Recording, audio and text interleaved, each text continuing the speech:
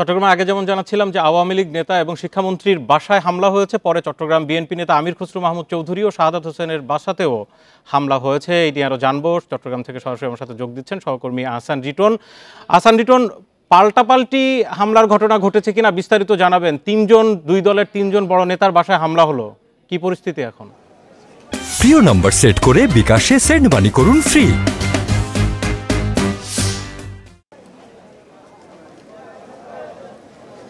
দেখুন, এই মুহূর্তে আমরা আছি চট্টগ্রাম ৮ আসনের সংসদ সদস্য মহিউদ্দিন বাচ্চুর যে কার্যালয়, যেটি আজকে সন্ধ্যায় ভাঙচুর করা হয়েছে, সেটির সামনে আপনি দেখতে পাচ্ছেন যে আসলে এই ওনার যে কার্যালয়, সেটির যে অন্ধকারাচ্ছন্ন যে রুমটি দেখছেন, সেখানে আজকে বিকেলের পরে বৈষম্য বিরোধী ছাত্র আন্দোলনের সঙ্গে যারা জড়িত ছিলেন, তারা যখন মিছিলটি নিয়ে মুরাদপুরের দিকে যাচ্ছিলেন, তখন এই দামপাড়া এলাকায় আসার পর সেখান থেকে কিছু দুষ্কৃতকারী এই যে মহিউদ্দিন বাচ্চুর যে কার্যালয় রয়েছে সেটি ভাঙচুর করেছে। আপনি দেখতেই পাচ্ছেন যে আসলে এখানে বেশ কিছু গুরুত্বপূর্ণ নথিপত্র এবং কম্পিউটার, বেশ কিছু আসবাবপত্র তারা পুড়িয়ে ফেলে এবং ভেঙে ফেলে। আমরা দেখেছি এরপরে আসলে বিভিন্ন জায়গা থেকে এখানে ছাত্রলীগ এবং যুবলীগ, আওয়ামী লীগের নেতাকর্মীরা এসে ভিড় করেন এবং তারা এই মুহূর্তে এখানে একটি সভা করছেন এবং আগামীকাল কি করবেন সেই বিষয়টি নিয়ে তারা ভাবছেন।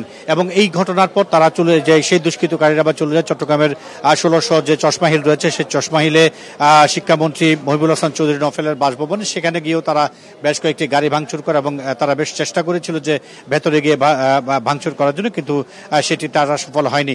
এরপর আমরা যেটি দেখলাম যে কিছুক্ষণ আগে, অর্থাৎ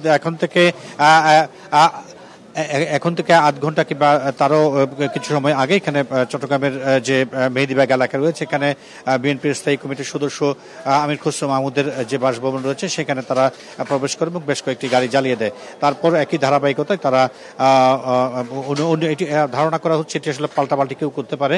আমরা আমির খসরুর বাসায় আগুন দেওয়ার পর আমরা যেটি দেখেছি সেটি হচ্ছে বিএনপির মহানগর বিএনপির সাবেক আহ্বায়ক ডাক্তার শাহাদাত হোসেনের বাসায়ও হামলা চালায় এবং বেশ কয়েকটি গাড়ি এটি আসলে যারা তারা বলতে এখানে তো দুটো গ্রুপ ছিল নাকি? এক গ্রুপ এখানে হামলা করেছে, আরেকটি পক্ষ বিএনপি নেতাদের বাসায় হামলা করেছে, তাই তো নাকি?